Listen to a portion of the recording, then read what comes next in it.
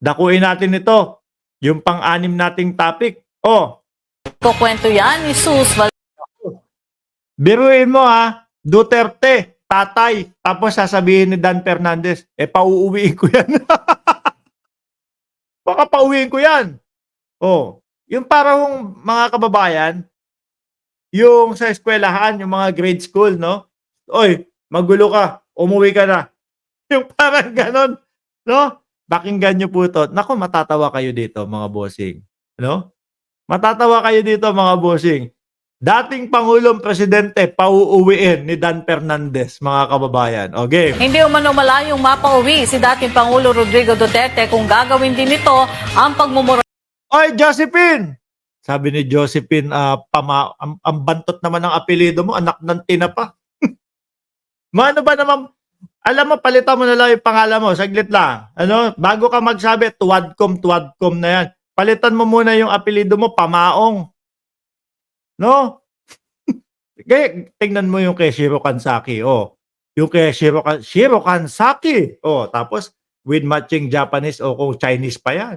Yung sa'yo, anak ng tinapa, sasabihin mo, tuwadcom, tapos apelido mo, Pamaong. Ano ba yan? Inang-ina. Ang lakas ng loob niyong magsasalita ng mga ganyan, tas apelido mo, Pamaong? Diyos ko lang. Baguhin mo. Lagay mo dyan, Josephine Bracket. O, ganyan naman. Diba? Tapos sabihin mo, mga tuwadcom. Diba? Ganun yun. Lagay mo dyan, pangalan mo, Josephine Bracket. O, ano pa ba? Josephine, ano pa ba magandang pangalan? Huwag yung Pamaong. Ano ba, Kabaong? O, Alamang. Kabaong, Alamang. O, nawala na si Josephine. Uy, angat dyan. Pauuwiin pa yung tatay mo. No? Josephine, magkomento ka. Siguro magpapalit ng apelido, nahiya doon sa apelido niya. No? Tuadcom.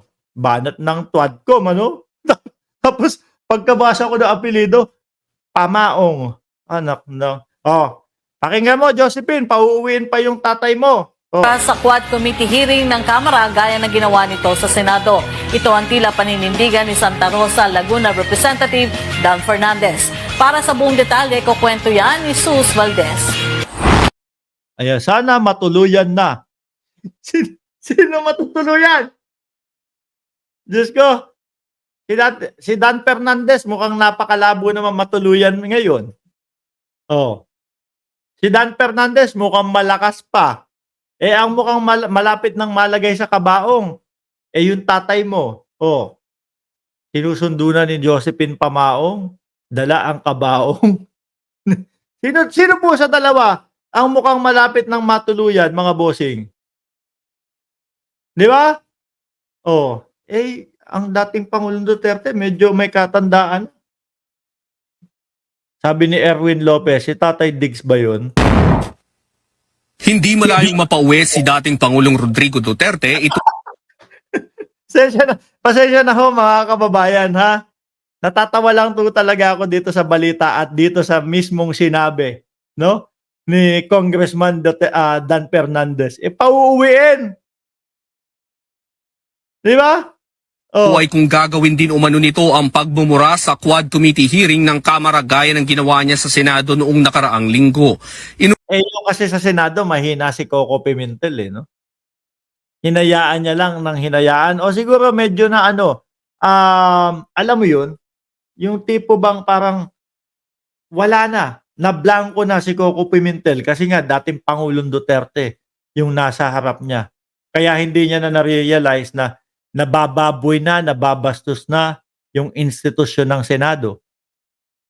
Ano po, mga kababayan? Sisa ng Dito sa Quadcom, wala. Hindi uubra yan. Pauuwiin. Umuwi. Parang ganyan. Mura ka na mura dito ha. Puro ka PI dito. Umuwi ka na. Labas na dito. Ganun. Bastos ka. Di ba ganun? Bumabanot pa si Josephine Pamaong. Walang yagballs yang binabanatan nga si dating Pangulong Duterte tapos sasabihin walang yagballs. Ang alam ko mga walang yagballs, yung mga ayaw sumipot sa Quadcom. 'Di ba? Yun ang mga walang yagballs, yung mga takot sa Quadcom. Sabi nga ni Baste Duterte, mga congressman lang. Congressman ka lang ng party list, pero hindi ho nila maharap mga kababayan yung mga congressman. 'Di ba? Takot at kabado po sila doon sa mga congressman. Swerte pa kung pauwiin. Dapat i-contempt daw po, sabi ni Sir Manolito Enriquez. Cuatro Cantos Boys ng Bilyonaryo News Channel, si Quadcom Co-Chairperson at Santa Rosa, Laguna Representative Dan Fernandez kung ano ang gagawin nila pag nagmura din sa House hearing si Duterte. Ayon kay Fernandez, isa umano siya na agad nasisita at magpapabura ng mga mura sa transcript habang pinapaalalahanan ang dating Pangulo na hindi ito pinapayagan sa loob ng House hearing. Ayan. Sa Quadcom, sa House, hindi pwede yung ganyan. Yung pagmumura, yung siya yung magdidikta kung ano yung pag-uusapan at kung saan patungo yung pag-uusapan. Ganon kasi yung ginawa niya, mga kababayan, sa Senado. Pero sa Quadcom, hindi uubra yan. Kung ano yung tanong namin, yun yung sagutin mo. No? Sagutin mo ng may respeto. Sagutin mo ng may respeto ka. Hindi yung, alam niyo po, sindakan kasi itong mga to no? Pamilya sindak, mga bossing. Yung tipo ho bang uunahan kanila ng medyo may pamura, tapos medyo malakas ang boses. Pag nasindak ka, wala, takot ka na. Pero kapag pinatulan mo, pag pinalagan mo, yung sinasabing sampal, hindi isasampal ni Baste. Yan. Yung sinasabing duelo, hindi pupuntahan yan. Di ho ba? Kumbaga, ang tawag ho doon, mga kababayan, sa Tondo, sindak. No? Naninindak lang po, mga kababayan. Tuloy. Pero kung hindi umano magpaawat ang dating Pangulo sa kanyang mga P-words, tiniyak ni Fernandez na papauwiin na lang nila ito. Papauwi. Uwi na. Mura ka na mura, ha? Labas! Labas dito! Sa Kongreso, hindi kami papayag na mababoy ang Kongreso dahil sa ugali mo o sa pagbumura mo. Sa ngayon, anya, mayroon pa rin umanong standing invitation ng Quadcom sa dating Pangulo at umaasa silang mga kongresista na pagbibigyan din sila nito gaya ng pagdalo sa Senado. Ay, hindi. Ako naniniwala ako hindi pagbibigyan yan at hindi pupunta yan. Bakit to, mga kababayan? Yung isang interview niya pagkatapos nung, saan ba yun? Pagkatapos nung Senado, sabi niya, a-attend po ba kayo doon sa Quadcom sa November 7? Unang-una, nasabi ko na lahat dito. Yun na lang. Pero sabi po ni Congressman Dan Fernandez, hindi pa namin narinig lahat. Kailangan namin marinig yung reward system kung paano yung naging bayaran. Ganun. Tapos pangalawa, depende kung malakas tayo nung araw na yun. Ayan. Siyempre, napakadali hong sumulat. Sasabihin kay attorney, sulat ka nga. Sabihin mo, mahina ako. Sabihin mo, sabihin mo, mahina ako, hindi ako pwede, ganun. Tapos tapos sasabihin, hindi daw siya pwede kapag ka sa Quadcom. Pero po, pag dito, mga kababayan, dito, malakas, Pag dito, Mga kapatid kong Pilipino. Mga DDS, may sinasabi sa inyo, magrarally daw kayo. Di ba? Sabi ni Axman, chika minute naman tong si Mark Ramos. Talagang ganun. No? Kalma-kalma lang kami. Pinagtatawanan lang namin kayo. Hindi namin siniseryoso to. Bahala kayo. No? Kayo ang stress dyan Kami tatawa-tawa lang kami dito. Mga asar lang kami. Bubuskahin lang namin kayo. Di ba? Bakit kailangan magseryoso? Ikaw ba si dating Pangulong Duterte? kami dito, masaya na yung binabanas kayo. Ganun lang. Di ba? May dalawa yung comment ni Axman isa, chika minute naman tong si Mark Ramos. Eto, nasaan na daw po ang ICC? mga kababayan. Oh, nasaan na daw po? Ganyan din po yung tanong nila, mga bossing. Yung tanong nila, kala ko ba huhulihin na si Kibuloy? Kala ko ba malapit nang hulihin si Kibuloy?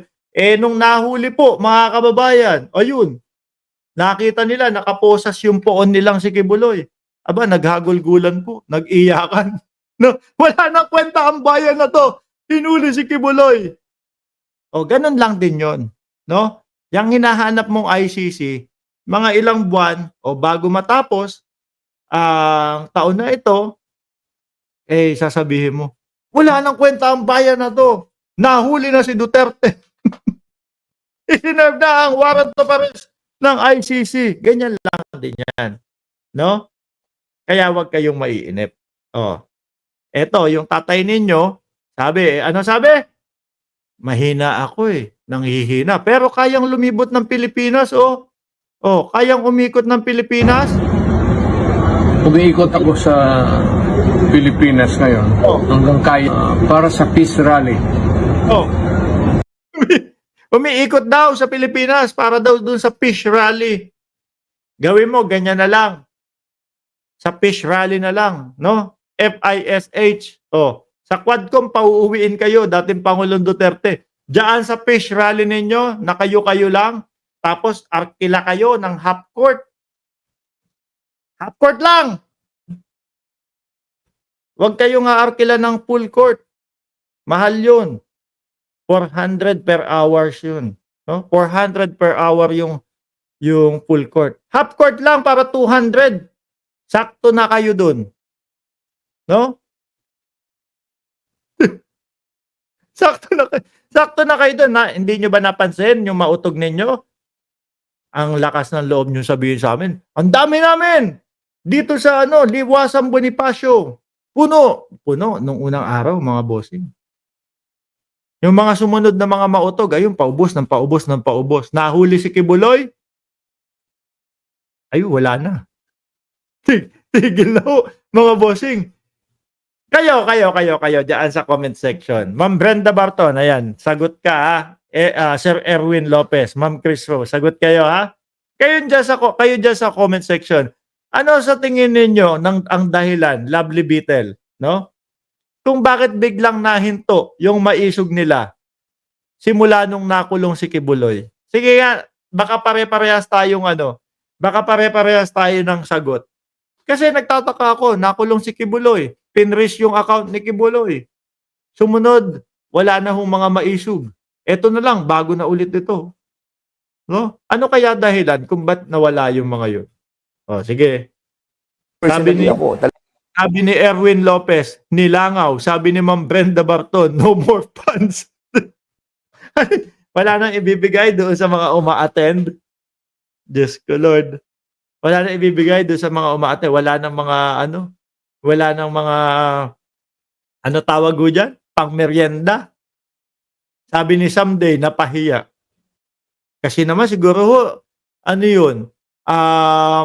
Siguro mga kababayan, Barca Joyce, walang pambayad. Jasan Bulusan, wala na silang pambayad.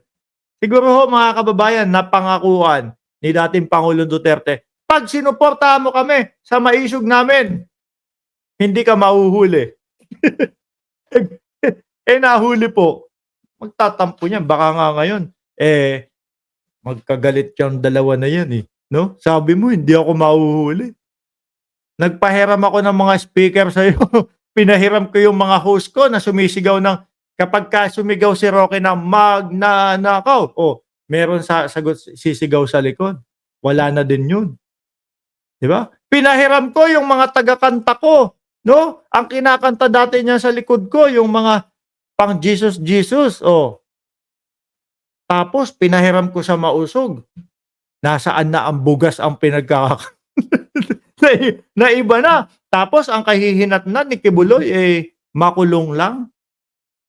Tapos ngayon, eto, ang dating Pangulong Duterte pauuwiin lang ni Dan Fernandez na congressman na ang sabi ni Baste congressman lang naman kayo. Party list pa yung iba sa inyo. Talagang hindi ako papayag. Well, Kasi we're nga, hoping for that.